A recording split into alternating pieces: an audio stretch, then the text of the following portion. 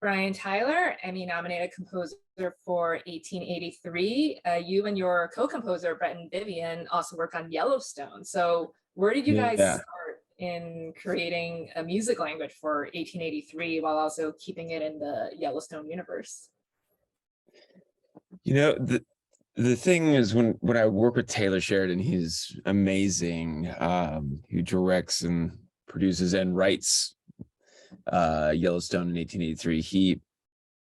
He always comes to me, and the first thing he wants me to do is, before getting involved in the actual scenes, is to write themes. And this is what I did on Yellowstone, and went down, sat at the piano, and started writing, and then it eventually became what Yellowstone is. On 1883, he sent me the screenplays, and it's this, really amazing, dark, stark, epic tale, that is the origins of kind of the growing period of America, and for all of its dreams and nightmares, and so I read the story. I loved it. The screenplay, it was very engaging, very emotional. And so, I sat out to write this music that really echoed the story, but also the tone, and we discussed kind of broad strokes. One of the things that we wanted to do was create something that was outside just the kind of the Western style music that you hear in films, which is kind of, there's kind of a stylistic to kind of mode to that music, and really we wanted to be more mythological, more ancient, in that these are people that came from other lands, and they came here for a dream. And so the music is really a part of world music from all over, that's much earlier, that people kind of imported to the United States, and it became part of the music that we know as the Old West, but it's before that, really. So the music sounded almost like, it's like gypsy music. People that people come here, they weren't playing, everything was translated into people that were basically either fleeing something or brought here, or all sorts of kind of the circumstances were almost always hardship. So you didn't have, a Stradivarius, you had a fiddle. You didn't have, this wasn't the music for the wealthy and that kind of thing. This was music that could be played by a campfire, and then those kind of tunes were then brought into an orchestral realm that sounded like almost like dirges and folk music, and things that you would sing, melodies that you would sing as a lullaby to your child in the face of impending chaos and tragedy and all these things. So it's a very emotional score, and that's what Taylor always leads with, and that's what I always lead with, and I think that's why we get along so well.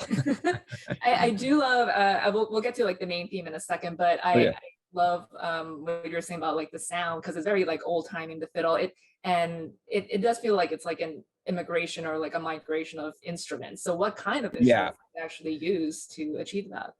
Well, so it's everything that, there's kind of two layers here. You have these soloistic things. The first instrument is the human voice, and it's the first thing you hear in 1883. It's really the daughter's voice, the character in the series that really starts the narration and everything. It's Elsa Dutton, who's the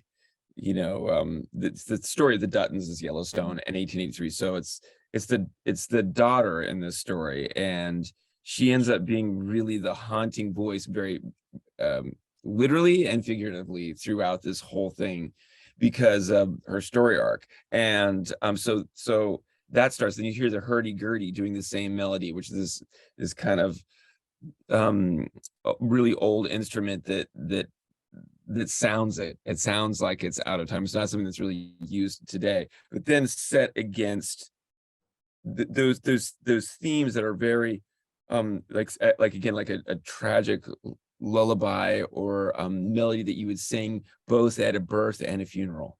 And that's kind of how music was used a lot at the time. You know, it was a luxury to have different people come together and play music, and so they marked weddings, births, funerals are like the big moments in our lives. And in that way, when it became orchestral and it became the symphony and it became a choir, it was, instead of doing something that sounded like polished, it was using the melodies that could be sung to a child or sung at the end of someone's life to comfort them, but had a certain sadness contained within it. So the instrumentation went from very simple all the way up to choir and orchestra, but maintained this kind of folk sung quality to it. Yeah, it's really beautiful. Just like your main theme, and the full theme is 8 minutes long, and it's so rich and gorgeous. And Thank you. like you were saying, it conveys like the same like hopefulness and also hopelessness as they're journeying west. And it's Sure. like it's heroic and also resilient, and also kind of a lot of sadness to it too. So what went into writing that, and did you set out to make an 8 minute long theme? Yeah, it's kind of how it seems to, it's something I love to do. I love to really tell the whole story in one main theme, and that I could kind of go back and delineate things that are more specific throughout the story. But it's the kind of thing where I'd read the story, and that's what I originally wrote and sent to Taylor, to just like kind of close your eyes and think of the whole story. And you can hear how it starts with, you know, the idea of its tragedy from the beginning. And there's kind of there's this thing that is certainly, you know, part of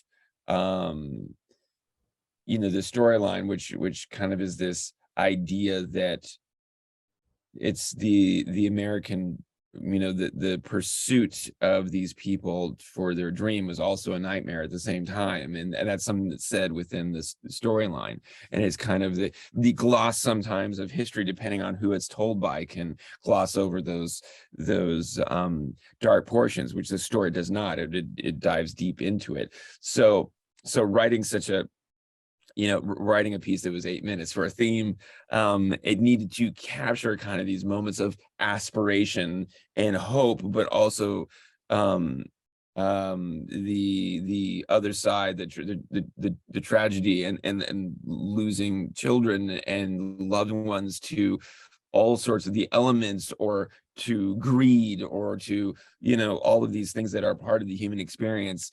And it was so assertive just reading it, and let alone watching it. And I'll tell you what, which was very cool about Taylor, is that he took that 8 minute theme that I wrote, and then they started filming. See, I did it before they filmed, and then when I actually find all this out later, when I meet all the actors later, and He played it for them? yeah, so what he would do is every day on set, he would play it through the speakers every day. And he gave it to each of the characters, and was like, this is important to you to know what this is. And they had memorized it, and it had become part of their life by the time I even went to score the individual scenes. So much so Tim McGraw is one of the main characters. He used the theme in his world tour. You know, it's this orchestral theme for 1883, which introduced the encore of his entire tour. So, you know, as they come back for the encore, the thing you hear is 1883 played, and they did visuals for it, and everything is really something. So it took on its really life of its own, in terms of the energy and the vibe of all the actors, and even the set designers and the costume designers all knew it, and the cinematographers and everyone. This theme was a part of it. Even when we went to the premiere, as you walked into the theater, which was a beautiful theater at the Wynn, when orchestra was playing it live, so yeah, that theme became really such an identity, as such part of it, very much so a character in the story, which is often the case, but this was even more than would usually happen. And that's why during 1883 there are times where the theme plays by itself and all the visuals and the sound is turned off and you just see, the story unfold, but the music tells the story, even where you see people speaking or crying or howling out for mercy or whatever, and you don't hear them at all, just the music's playing, and it was very powerful. So it's a great way for Taylor and I to start on any project. Yeah, that's awesome. I mean, now you could say you've like sort of been on tour with Tim McGraw. So yeah, exactly. Yeah, it's fantastic. He's amazing, an amazing actor and musician, and it was great being a part of that tour. Yeah, for sure. Awesome. Well, Brian, it was great speaking with you. Thanks so much for your time, and we'll see you back in a little bit. All right, cool. Thank you.